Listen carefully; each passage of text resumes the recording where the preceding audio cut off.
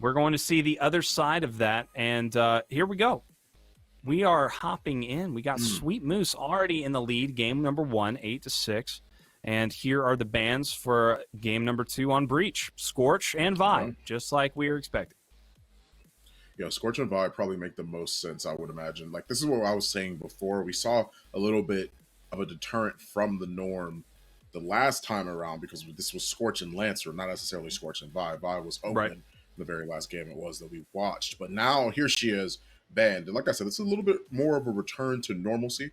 This is typically what you would expect to see when you're thinking about a respawn game mode. These two characters are always great for the reasons it was that I explained previously. Once again, Scorch is great at doing those individual and one-on-one targets. Sometimes the pick is all you need in a respawn game mode to turn the tide. And Vi is great at flushing people out of the site, just flushing them all the way off, not even close to being near it because of that cluster poison. She tosses that out. It's a whole different ball game you have to play, and something I would overall be concerned about if I was on the other side of the team. So it makes sense that both of these bans go through. And with the runway, obviously there could be like a ton of just unlimited Insins that could be thrown into the hill. If a Scorch was in the mix, then you could have the Dahlia manage to have 2 people that could just stand in the fire. Yeah, you can't be having that. So that really, for me, is why the Scorch has been consistently the #1 ban that we've seen all day long for King of the Hill. I feel like that just is a huge impact for this game type. Am I wrong? It's definitely something that I've always kept in mind. It's just the fact is that it's like, I'm not too sure. I'm trying to think as well about any potential picks it is that we might end up seeing on this map. I'm not too sure, but I absolutely agree with what it was that you were saying. I feel like it can be a pretty big impact. We're jumping into game number 2 of the other semifinals. We have got Sweet Moose taking on the Innovators to decide who goes to the grand finals and face off against Penguin. So we are getting down to the wire here. We're going to see the exact same game type we just witnessed, and hopefully it's a little bit closer this time around. Yeah, hopefully so. Right now, it is. I believe when we saw it, I believe the first score was 8-6, so this seems to be a pretty close semifinals match. Once again, Sweet Moose versus the Innovators. Here we go with the Lancer now. Now that Lancer isn't banned, we do see that there is a lot of focus on her. Both teams drafting it out once again.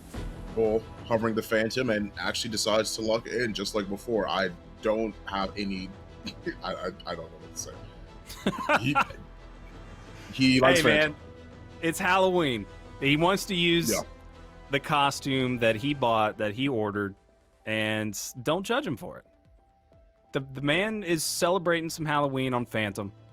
Even the name, Phantom. He's feeling festive. Yeah. Feeling festive. I mean, you're like, sure, that's it. It is yeah, I mean, like, I just, like, that. We have no idea. Like, that, what is it? I mean, come on. There's got to be. I'm Googling it right now. Like, what is the Phantom on King of the Hill? Where is there? There's got to be something. Help us out. I mean, in the chat. In all seriousness, I would have to imagine that it actually is the utility of nano smokes not being able to see through it. And it's not a typical smoke that you can hide in or try and push through either, because you'll end up getting revealed. Definitely not something you want, since you can't see out, but enemies can see you. Right. It does provide at least a good amount of utility for them to, I guess, on rotations to try and move out of the way. It provides a good amount of also intel as well. Like I said, if anybody tries to push through it, it becomes a little bit more of a problem, but this is still something I would be greatly concerned about as a whole, because it seems to be that this Phantom still, even with all that in mind, the intel is great, but I just mentioned it already. The fact that nobody's really going to walk into that smoke is the big selling point here. No one's really going to walk into the middle of it, so what differentiator does that make from Dahlia's, right? In a map where there's constant respawns, I personally don't see the point. Demolition, I absolutely understand it, right? I completely get it, because we have nano smokes and intel is everything when you only have 1 life per round. So it makes complete sense of being able to utilize that nano smoke. But even still, she's played on a lot more wider angles. She's played on maps that are like bigger, because she wants to be able to utilize that that sniper as best as she can. Obviously, with weapon mastery, you don't have to use it, but I guess it makes her more of a fluid pick because there's not much it is that you have to be concerned about. You know, you use that nano smoke, get the intel, and maybe that's all she wrote. Maybe that's enough. You know? Whatever it is, he is comfortable on it because you can see that he knows exactly how to play. He has a game plan, and he's always locked in. Let's see him again. Bull up here with the Phantom, immediately getting a kill. Great job by the observers. Shout out to them, doing a great job all night long. Picking up on Sill and still staying alive. Going to push in here. Who's that with the pick? Now trying to make something happen here. Great job with the placement there. VPB getting the kill onto Bot. A little bit of damage laid down by Bull. Who's that's going to finish him off? And there we go. Bot onto Key. And they are getting a massive lead here in round number 1. But, yeah, I want to, you know, like you were saying, though, like, Phantom just being that awkward pick seems to be really working in their favor. I mean, they really haven't seemed to have any type of issue. They haven't switched it up. That has been their game plan ever since we've been watching Sweet Moose. I mean, that says more about the player, though, right? I mean, like, that's just the skill level that this player has. He feels comfortable enough on Phantom. He wants to utilize it as best he can, and that's exactly what he's doing, right? It's all a matter of how you play, how you think. Game sense is better than aim sense in a lot of the word, right? I definitely think that having good aim is secondary to being smart enough, right? And I think that is what that is what we're coming down to see. That's what we see through with this Phantom. Is the utilization of understanding that this player has great game sense, right? It's knowing when they want to pick Phantom. And sometimes it may not even be that. Sometimes you might just be like, hey, I just want to pick Phantom. Like, there's no thought process. I just want to pick her.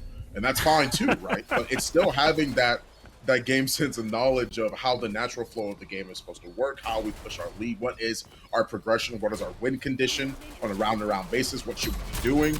And it's about that understanding. And clearly, Sweet Moose have had it. They have that understanding. Game sense over aim sense. I love that. I want to put that in my bio. Yeah. Is that a...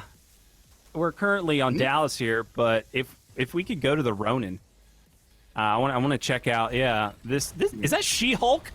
Is that a Halloween She-Hulk Ronin? She's more glowy than She-Hulk is. It makes me think of like a ghost or a ghoul, perhaps. Yeah, you're right. Yeah, like the green makes sense, but it's like she's more like wispy. You see the smoke coming off of her and stuff like that. It's gonna be Halloween skin. Goodness, like a zombie ghoul. Okay. Yeah. Either way, I love it. I'm here for it. I want one. Halloween. I'm feeling festive. You got to be having those kinds of skins. Here we go with the Doctor, the 2-time.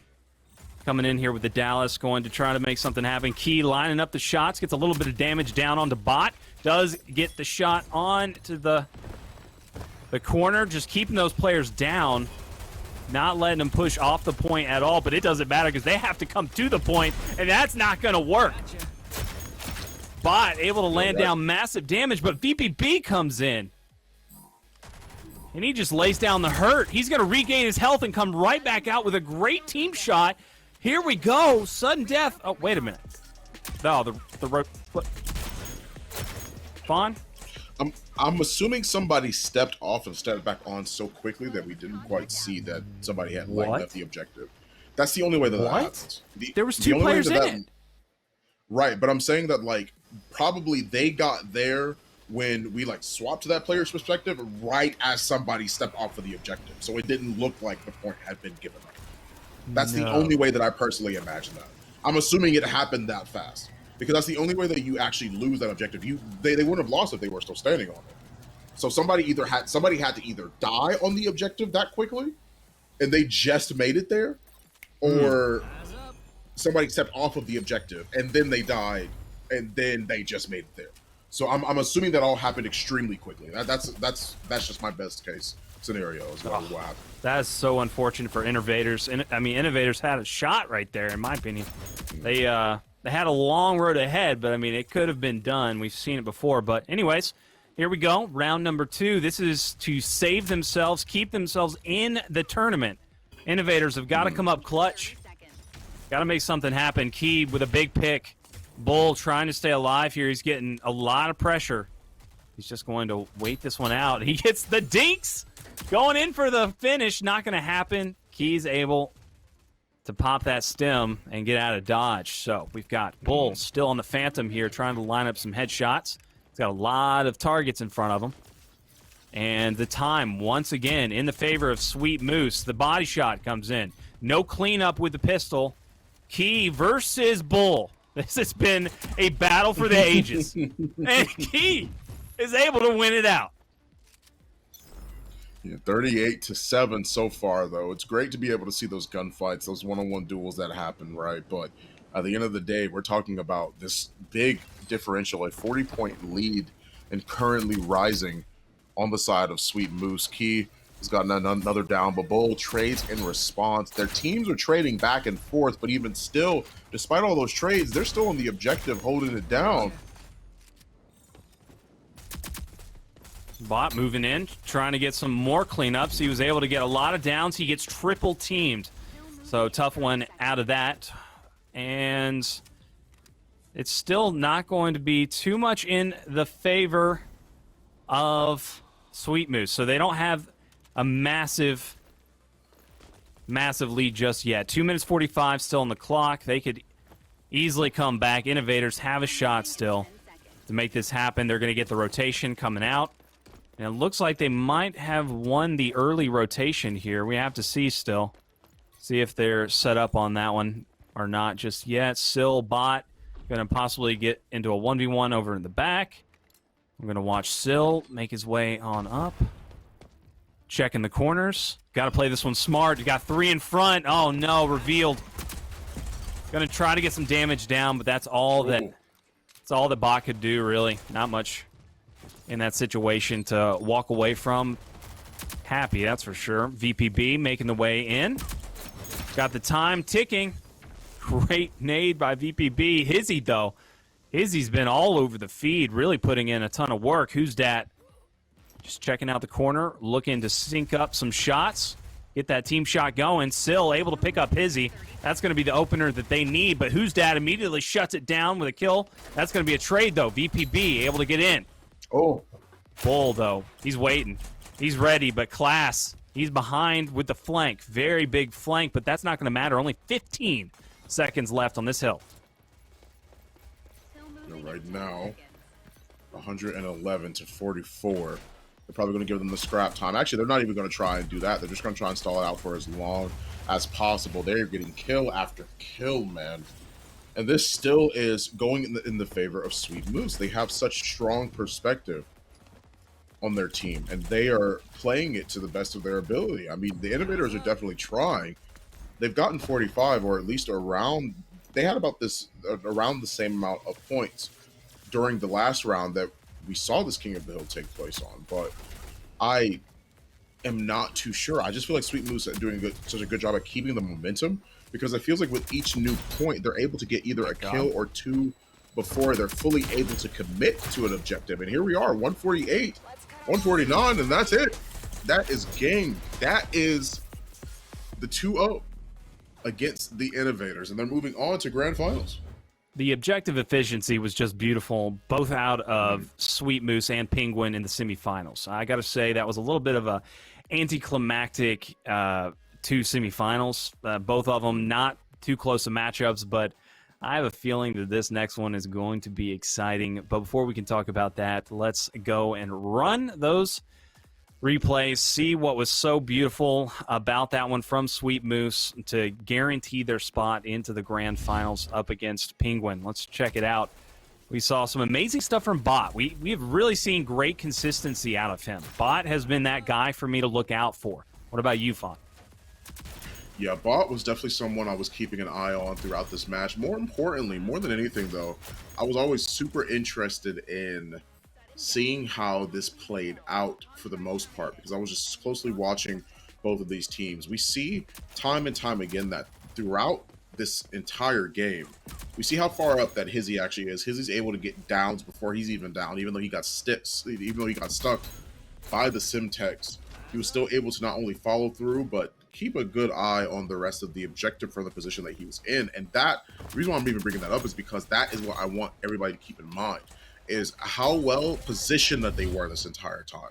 It felt like they were always running into walls on the side of the Innovators because of the fact that they weren't quite able to play retake as well. Once Moose had the objective, they were able to keep spinning forward the narrative of them taking point after point after point. It is unbelievably strong. And that just goes to show the testament and the mindset that these players have. They kept it tight. Both teams, really. Sweet Moose, Penguin, both were just super tight in both their games in both of the series.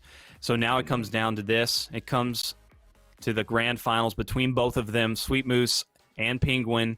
Not the names that you usually see here in the finals. We usually see Justice, Right Turtle, Gorillas, but you know, we saw Justice be able to qualify last week, and that left Right Turtle and Gorillas, and we just don't see them in the bracket today. I'm not sure why. Maybe they're just not available. But, yeah, you can guarantee they'll be here next week in Cup number 3 qualifying. Actually, I'm not sure. They might have already qualified with their points that they earned, so that might be a part of it. But you never know. There could be enough teams that grab enough points from today and tomorrow and knock you out of the points running. So you can never expect that to be a guarantee. They're not safe. So hopefully they get back into it. But